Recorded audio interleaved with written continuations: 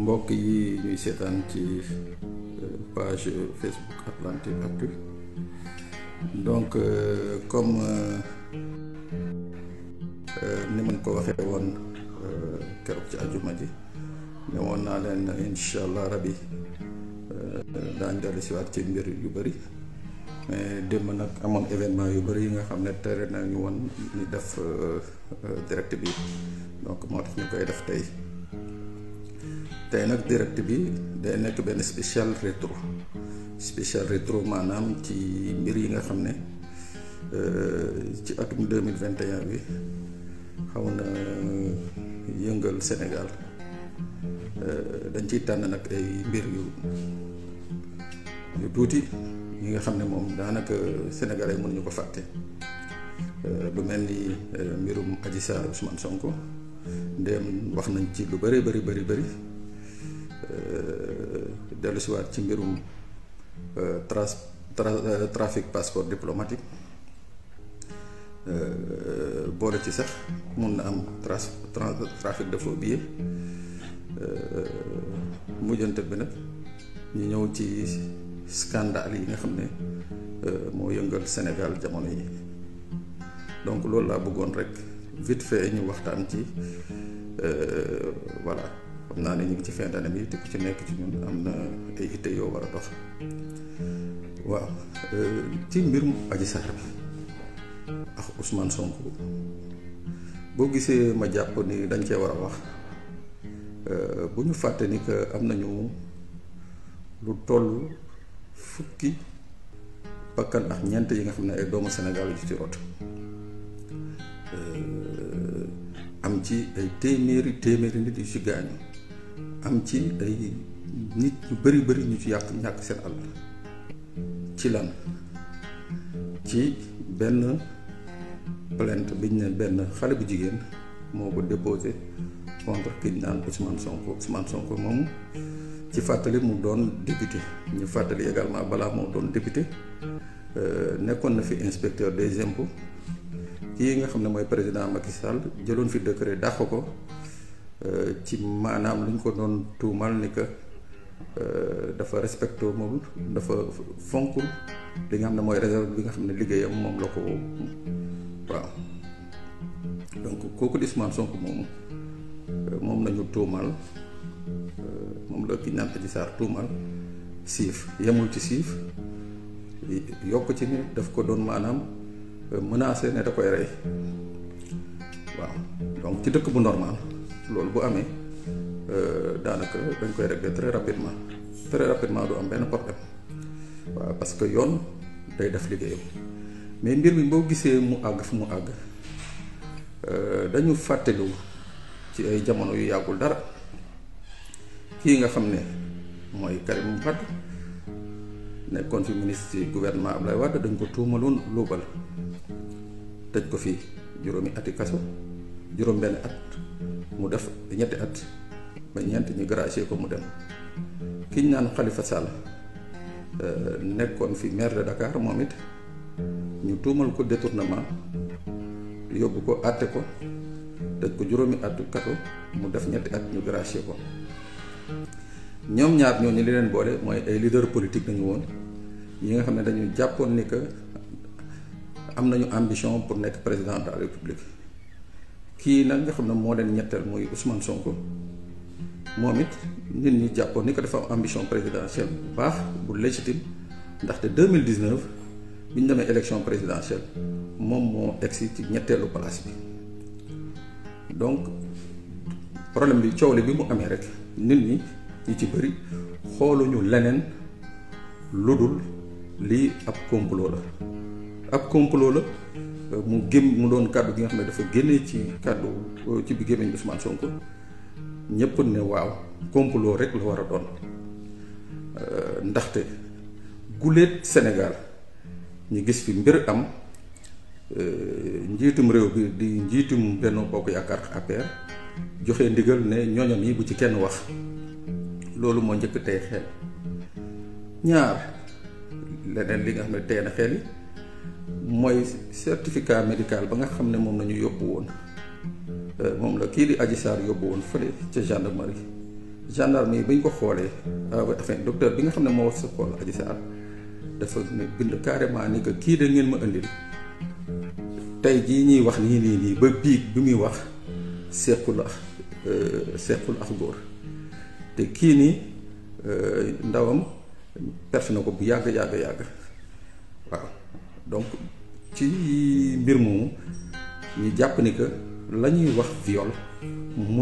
mënatu fay am maanaam ci wàllu accusation viol mënatu fay am parce que viol ñu ngi koy assoiré ci certificat médical bi nga xam ne médecin moo koy def te comme médecin moo xool kii nga xam ne mooy Adji Sarr gis ni que kii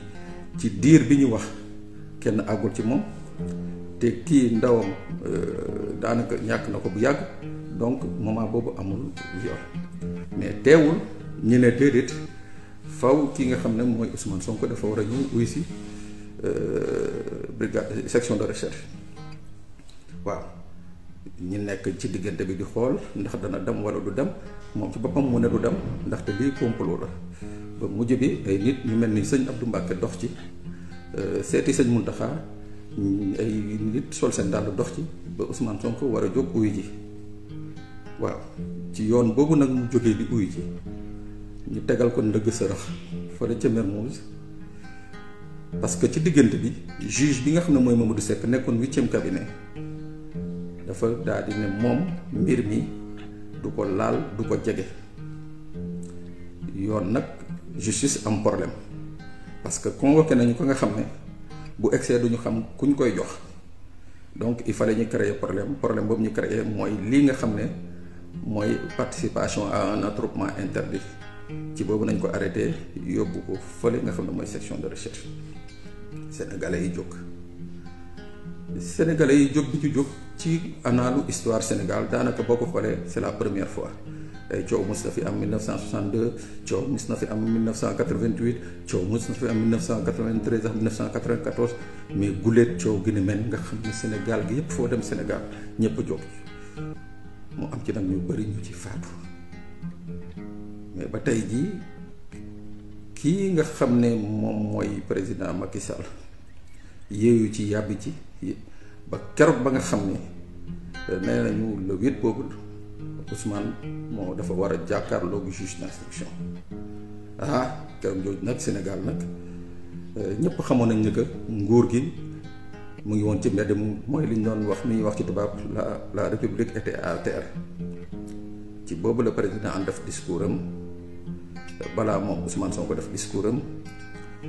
ñaan parce que may fàttali ni que tamit bi mu demee tribunal dañ koo bàyyi daf ko contrôle judiciaire kenn placé wu ko mandat de dépôt alors que ci wàllu viol nga xam ne crime la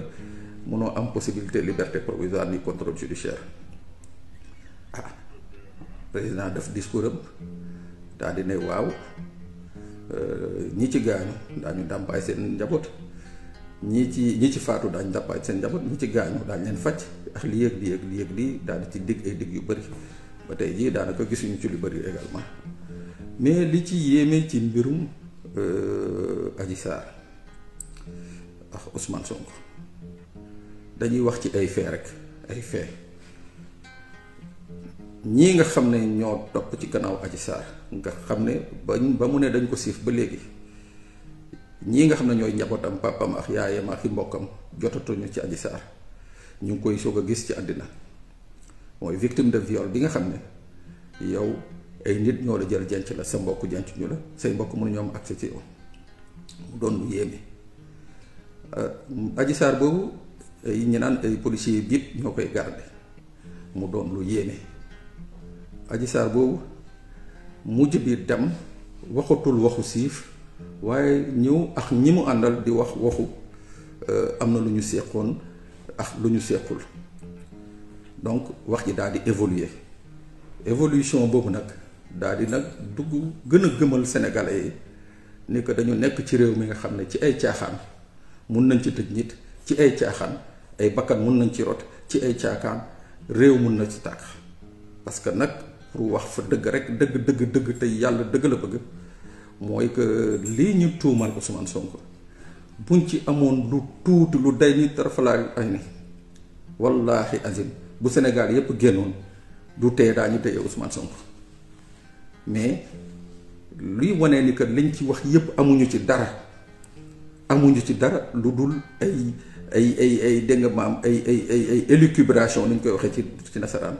tey ji loolu moo jur dossier bi nekk ci impasse ñi ci dem di ci dem ba tey ji te nag may fàttali nag lenn mooy que dossier bi gars yi nangooguñ ko teg ci suuf. ndax lan nangooguñ ko teg ci suuf parce que dañu jàpp ni que loolu défaite la ci ñoom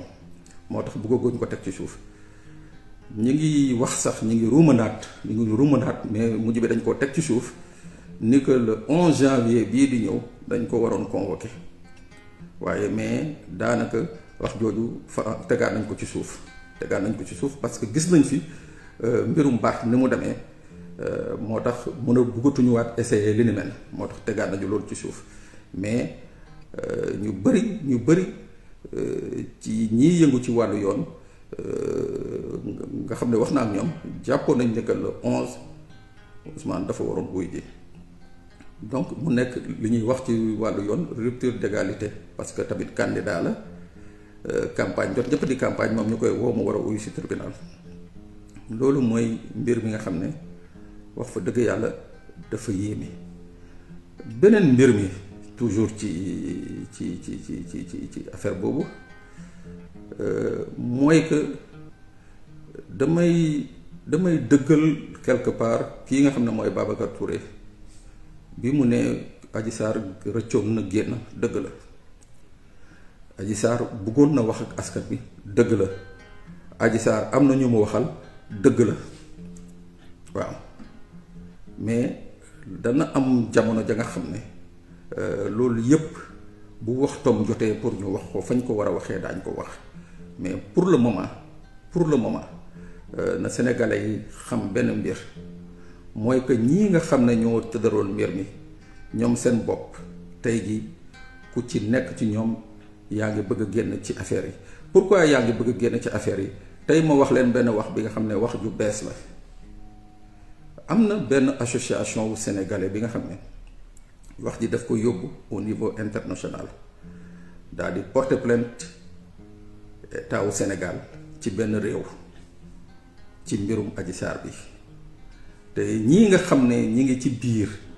ñi am ci ay firnde maanaam ci ay vidéo ñi am ci ay firnde ci wàll ci ay message ak yeneen ak yeneen ak i envoi wu xaalis ay ñi nga xam ne dañ ci jot a yónnee ay xaalis mu am ay traces et tout ñooñu ñëpp daanaka tey jii ci réew moom may wax seen tur ngi fa ci benn plainte bi nga xam ne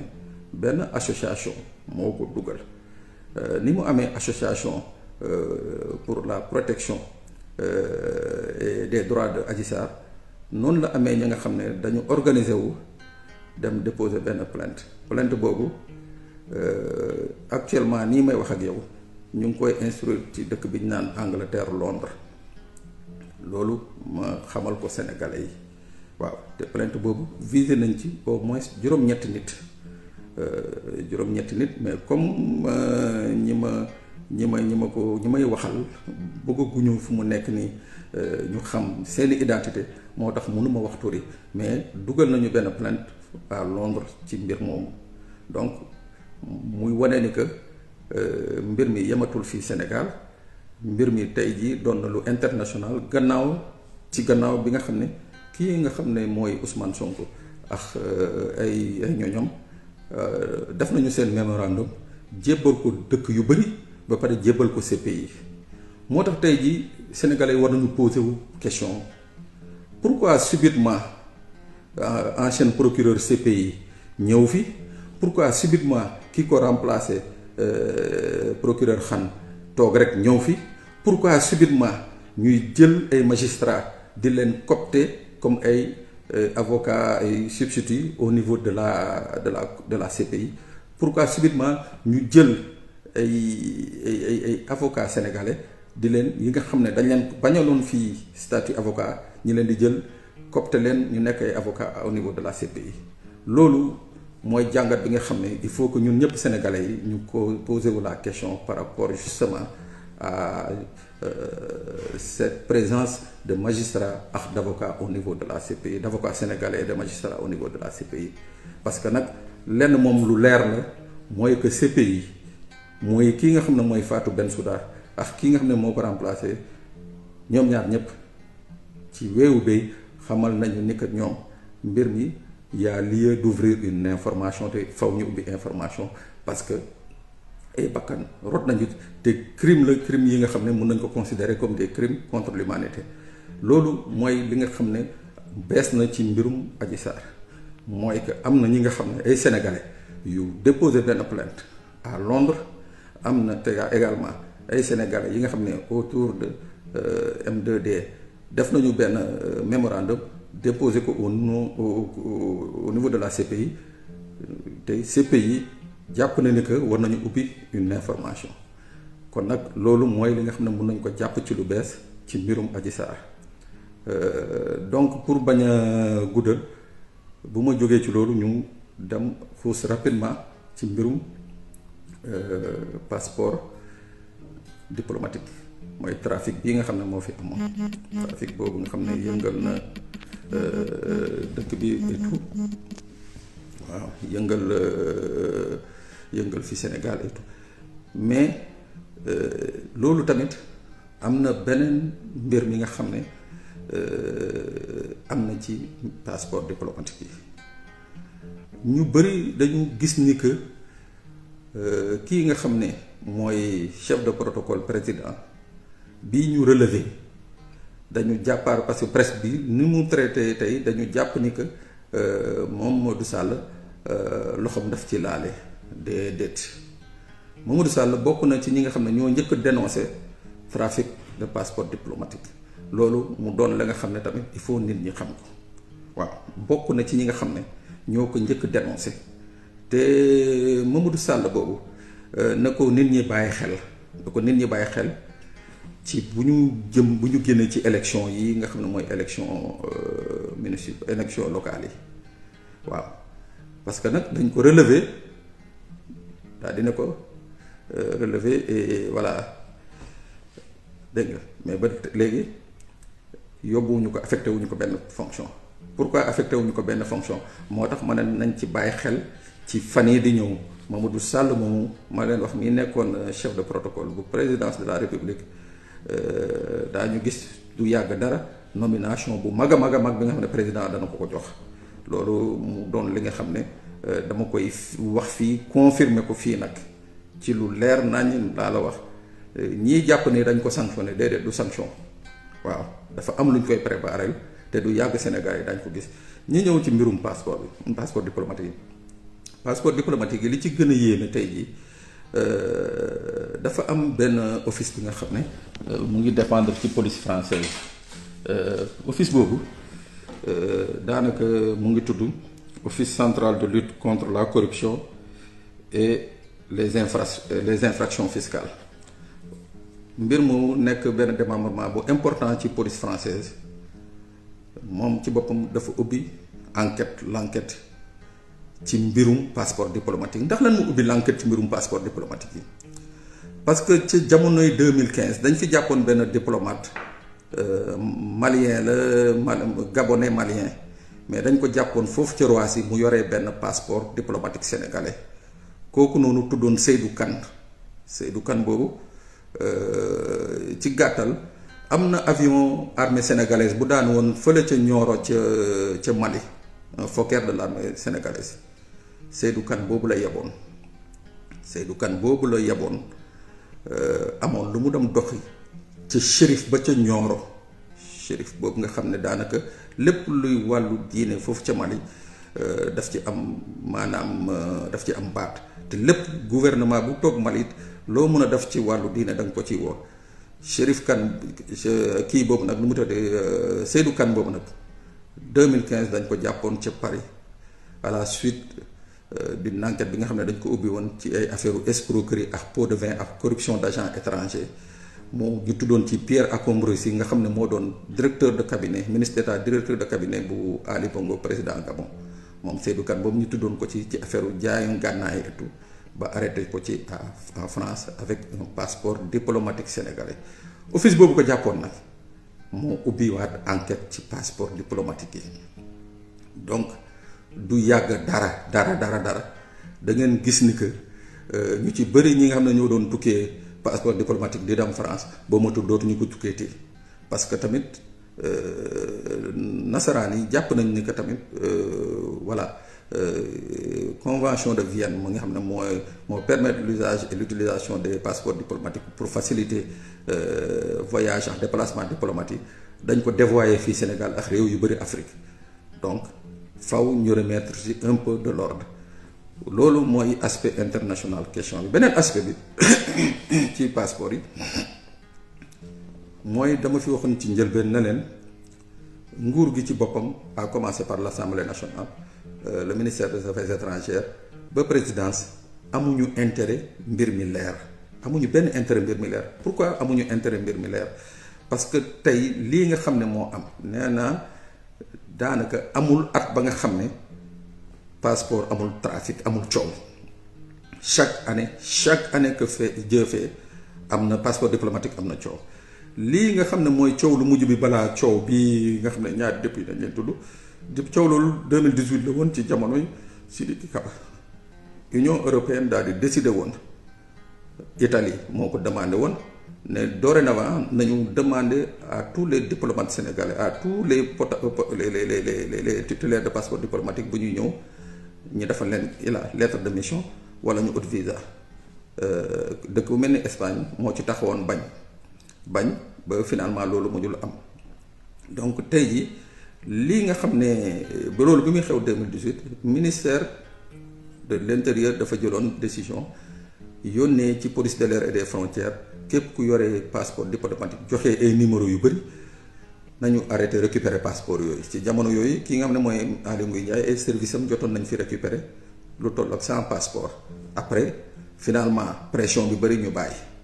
bàyyi teg ci suuf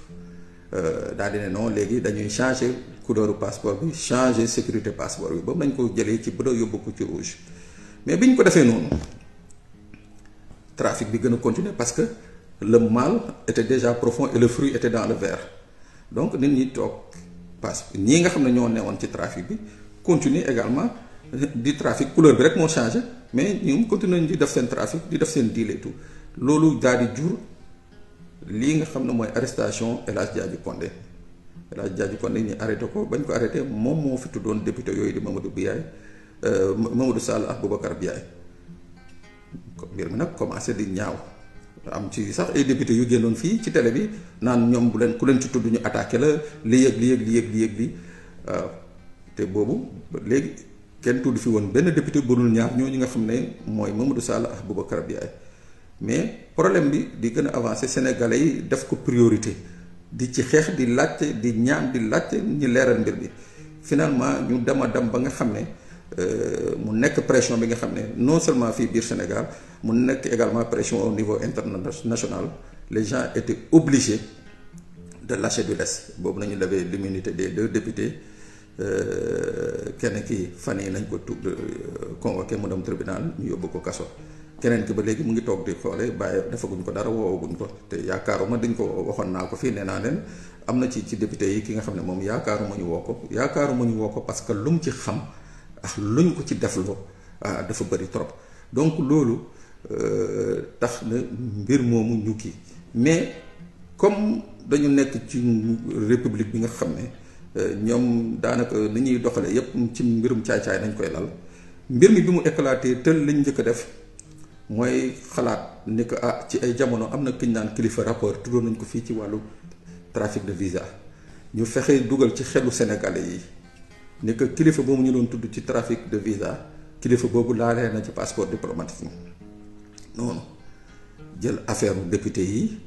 boole ko mbirum kilifa ba jël kilifa moomu dugal ko ci kaso yàlla def na fan yi la génn coow li bi mu continuer ba nga xam ne ba léegi sénégalais yaa ngi def pression communauté internationale les chanceliers les ambassades ñu ngi def pression nu ñu def qu'est-ce qu'ils ont fait très simplement 2018 dossier bi nga xam ne moom nañu commencé woon tàmbali ci trafic bi gars yi tegaat ko sur la table loolu nag moo indi arrestation yu bëri yooyu ñu gis fan yi waaw arrestation yooyu dem ci ba egg biir présidence laal ay agent yu liggéey présidence laal ay agent yu nekk ministère des affaires étrangères mu doom am ñaari njàngat yu ñu ci mën a njàngat. benn bi mooy ki nga xam ne mooy Aïssata Tall Sall ministre des affaires étrangères dafa toog fii toog assemblée toog ci jàkkaarloog sénégalais yi jàkkaarloog député yi ne leen moom trafic de visa trafic de passeport diplomatique amul ci service am waaw ñu dem ba waa DIC jàpp fa ay agent jàpp fa gendarme bi nga xam ne tamit ci domaine boobu ci service boobu la nekk ñoom ñëpp ku ci nekk ci ñoom reconnaître ni que laale nga ci donc tey ji il a leen ñaar moo am mooy kii nga xam ne nañu nommé Aïssata Tall Sall lañ ko fa nommé motu ko ou bien it bu dee mot na ko daanaka voilà war nañu xoolaat sa responsabilité parce que mënoo nekk à ce niveau de responsabilité yi ni mel di am nga bëgg ko naan da nga koy étouffer wala naan da ngay ut ñooy protéger benn bi mooy loolu beneen bi mooy ca présidence buñ ne affaire bi àgg na ci présidence parce que dafa amoon ñu nga xam ne dañu doon scanner courrier wu président ci ñii di ñaan passeport mais ma ne c'est extrêmement grave bu dee république du Sénégal toll na foofu présidence de la république nga xam ne moo gën a am sécurité ci Sénégal ñu naan am na ñi nga xam ne ñu jege président bi dañuy scanner ay courrier président di ko dugal président di signé ñuy génne ay passeport di ko jaay ay 5 6 7 millions oui et consorts ma ne loolu c'est extrêmement grave c'est extrêmement grave parce que tey jii ñu bañ ko ñu bëgg ko président Macky Sall mooy sunu président bu dee yombee na nii ay nit ñooy ñëw ba dugg ci bureau dugg ci nu mu tëddee classeur yi ñuy dugal ci signature am dugal fa ay faux muy dugg mu koy signé di ko xaatim mais ñooñu mun nañ fa dugal xaatim bi nga xam ne tey jii maanaam dañuy jaay dañu pàccoo Sénégal jaay ko kon nag loolu dama ne c'est extrêmement grave loolu moo tax ma ne man gëwuma affaire boobu déedéet xëy na gendarme yooyu nga xam ne ñoom nañu accusé nañ doon scanner et tout xëy na def nañ ko waaye dama ne le mal est plus profond et comme le mal est plus profond il faut que nag ñu xool boofu ca biir présidence ak ministère des affaires étrangères na ñuy defee un ndëpp daa di nettoyer waat liñ naan les écrits d'audience ñii nga xam ne ñoo ci laale yëpp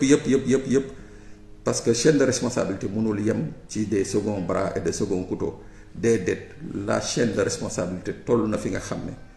à la kulial il faut que nit ñi jóg parce que lii dafa concerné wu rek présidence ak ministère des affaires étrangères mais l'ensemble des Sénégalais parce que tey jii suñuy diplomate nga xam ne ñoo ñuy représenté à l'étranger ndéem amuñu njëriñ ju bëri mais tey jii duñu nangu ñu leen di troxal ci ay aéroport ak ay port parce que justement passeport sénégalais dañ koy jaay comme ni ñuy jaayee kayitu gerte caaf donc loolu mu doon li nga xam ne ci mbirum passeport diplomatique bi il faut ñu wax ci il faut que les vrais coupables ñu génne leen ñii nga xam ne ñooy jël di uti ay clients di defarloo ay passeport diplomatique tapis au sein de l'administration ñooñu il faut ñu génnee leen ba bañ a yem ci ñii nga xam ne dañ leen jàpp comme des seconds couteaux des exécutants loolu il faut que ça cesse loolu mooy mbir bi nga xam ne mooy ci mbirum passeport diplomatique yi après ñi posé question tamit bu ma paree dinaa ci dellu seeg yéen bu ñu paree nag ñu ñëw ci li nga xam ne fan yi moom mooy débat bi nga xam ne ñaar la muy débat portant sur la criminalisation de l'homosexualité beneen bi nekk sur les détournements les scandales financiers moom daanaka dañuy jàpp rek ni que moo nguuru Macky Sall nañu mooñaale c'est-à-dire amu ci benn kii parce que ci nguuram li fi xew ci scandale boo jëlee 1960 tax tey jii li xew ci 2012 ak léegi musu fi xew Sénégal waaw c'est-à-dire fii ngay gis amul benn établissement public amul booy jël te musiba amu fa amul benn établissement public fii ci Sénégal bi nga xam ne mën nga ko jël te amul musiba amu fa càcc gi nga xam ne moom lañ naan détournement càcc kese la sàcc la rek ñoom ak sàcckatu portable yeeg sàcckatu ginaar yi ñoo yem te ñoom seen bosam gën a yées sax parce que ñoom la nga xam ne 17 millions de Sénégalais ñoo ko bokk ñoom loolu nañ jël ñoom ne ko fuuf lekk donc loolu doon na li nga xam ne mooy le mal du Sénégal président Macky Sall nag ndax lan loolu du ci yéey du ci yàbbi tey nee naa sànq fii ñi nga xam ne ñoo nekk féetee ci kujje gi ku ci def dara lu mu tuuti walaay da nga ko fay. loolu nag il faut ñu xam ndax Sénégal bi dafa doon Sénégal un peuple un but une foi une patrie avant le parti, ou bien dafa nekk Sénégal le parti avant la patrie. Parce que tak loolu la gën a nirool loolu la gën a nirool parce que ñii féetee ci booram ñi nga xam ne chaque jour ñi dégg leen ci ay milliards bi ci mujj mooy bii xew trésor waaw te jàpp nañ ci ñaari inspecteur. Mais pourquoi nañu jàppee ñi nga xam ne ñoo luubal foofu ci trésor? Pourquoi jàppeewuñ ko ñi nga xam ne ñoom nañuy tudd fële ci la poste? Pourquoi jàppewuñ ko ñooñu nañuy ñi nga xam ne ñoom nañuy tudd fële ci LONASE? Pourquoi jàppewuñ ko ñi nga xam ne ñooy saax-saaxi suuf si at bu nekk weer bu nekk bés bu nekk? Pourquoi ñii nga xam ne ñi ngi ci yeneen établissement public yi port déggoon nañ ko fi ay jamono, mais dossiers yooyu yëpp ba tey jii amul kenn ku ci wax. Donc loolu tey jii mu reposer également le problème de l'indépendance de la magistrature, parce que ñi nekk ci dëkk bi nga xam ne yi ni mel ñu ko fiy wax saa su nekk te doo dégg justice yëngu ci, doo dégg justice yéey ci yàbbi ci, je crois que quelque part ñu ngi commencer à atteindre le fond. te nag atteindre le fond damay day xaw a niroog yenn dëkk yooyu nga xam ne nañ doon xas naan ay république bananière nañu. Je crois que ñun ñu ngi tolloog léegi république yooyu. Loolu mooy ci mbirum scandale yi. Le dernier point bi nag ngeen baal ma mooy ci mbirum borom ñaari tur yi. borom ñaari tur yi dama jàpp ni que ñi nga xam ne nañu fal député nawuñu sénégalais yi. nawuñu sénégalais yi parce que ñoom seen bopp yàgg nañu toog di voter ay lois yi nga xam ne laajuñu sénégalais yi seen avis. yàgg nañu toog voter loi yi nga xam ni ñoom leer na leen ne que sénégalais àndoon ñi ci,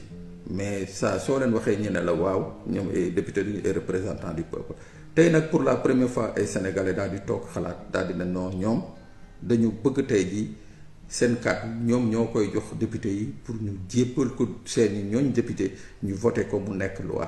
mooy maanaam mbirum góor jigéen ñu tere ko fii Sénégal. am ay député yu génn daal di ne non article 319 du code pénal prévoir na ko et tout. Article 319 du code pénal musul prévoir mbirum góor jigéen ak tere ko déedéet. li mu prévoir mooy nit di seq mooy rapport contre nature. Rapport contre nature daanaka moom boulevard la mun nañ ko jàppee mun nañ ko xalaatee mu nekk. Rapport contre nature mun na doon góor ak góor de sëy, mun na doon góor ak jigéen di sëy ainsi de suite, mais loolu ba léegi bokkul ak góor jigéen. te sénégalais yi li ñu soxla mooy valeur yi nga xam ne moom la fi maam bàyyi moom la fi bàyyi mooy valeur yooyu ñu continuer di ko conserver. mooy lii nga xam ne mooy góor jigéen bi fi ñëw. député yi nag am ñu ci taxaw dañ déposer proposition de loi bi pour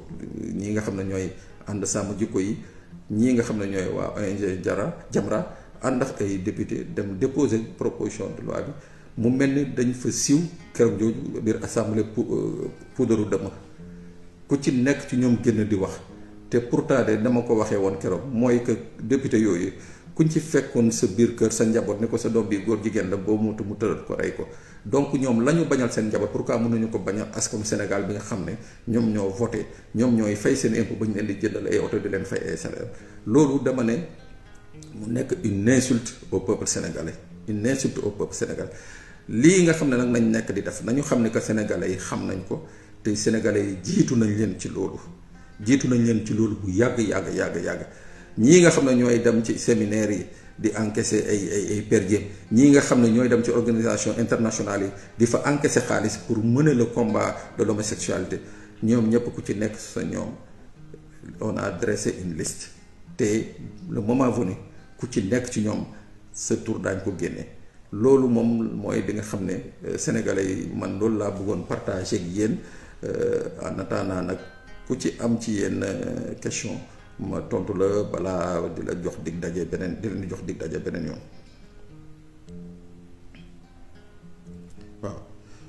waaw dégg naa la grand waaw jërëjëf waaw jërëjëf waaw ci mbirum waaw damay confirmer ni que dañu jàppoon ni que le 11 janvier dañu bëggoon convoquer ki nga xam ne mooy Ousmane Sonko waaw mais mbirum Barthélémy Dias bi dafa am lu mu jur lu bëri ba finalement gars yi dañu dellu gannaaw loolu moom dama koy confirmer parce que ay voix autorisées ay sources autorisées si ñoom laa jotee kàddu googu donc mu ngoog voilà voilà waaw ci mbir moomu la ma doon wax mooy kilifa politique boobu nga xam ne daa jënd ay ngànnaay ay matraque électrique jënd ay bombe asphyxiante ki ay rajo talkiwal ki yóbbu ko ci Ziguinchor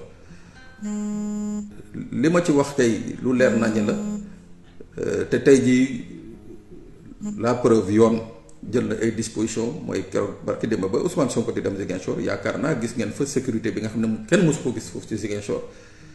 waaw parce que loolu bu ñu ko waxul woon musiba la naroon jur moo tax ñu teel ko wax araftu te la may wax encore dama ne ancien wu les deux anciens agents de la BIP yi nga xam ne ñoom la kilifa googu recruter ñi ngeeg seen billet avion keroog bi ñuy dem di yóbbu matériel bi ñi ngeeg seen tur ñi ngeeg seen lépp donc pour wax encore une fois te agent yooyu ñoo fa demoon pour former booy yi waaw donc loolu moom amul luñ ci dellu gannaaw lu leer naññ laa la wax la te dama ko waxee woon it fu ñu woowee rek saa yu ñu woowee rek ñu joxe firnde yooyu waaw comme nag dañ nekk ci période campagne moo tax du ma bëgg tudd turu kenn mais firnde yi moom yu leer naññ la la preuve ñi nga xam ne demoon nañu Ziguinchor fekkee wala Koungheul ji Sonko wala dem tertu ko gis nañ ni que effectivement la fa amoon ci sécurité jéggi na dayoo pourquoi loolu parce que xamoon nañ ni que suñ ko daful woon rek musiba dina am te bu boobaa comme àddina bi yépp xamoon nañ déjà ni que kenn ci ñoom am na lu mu doon pare moo tax ñu gaaw a jël matukaay yooyu donc loolu dama ci delluwaat dëggal ko di féliciter également les forces de sécurité et de défense d'avoir réagi de manière très républicaine voilà donc loolu mooy laaj bi kii ma laaj loolu waaw pour le moment nag man maa jàpp ne rek ñi ngi nekk ci campagne électorale du ma tudd kenn mais lu leer laa wax kilifa la ci wàllu politique kilifa la ci wàllu Benno Bokk Yaakaar kooku moom maa ko wax ba mu leer nañ voilà.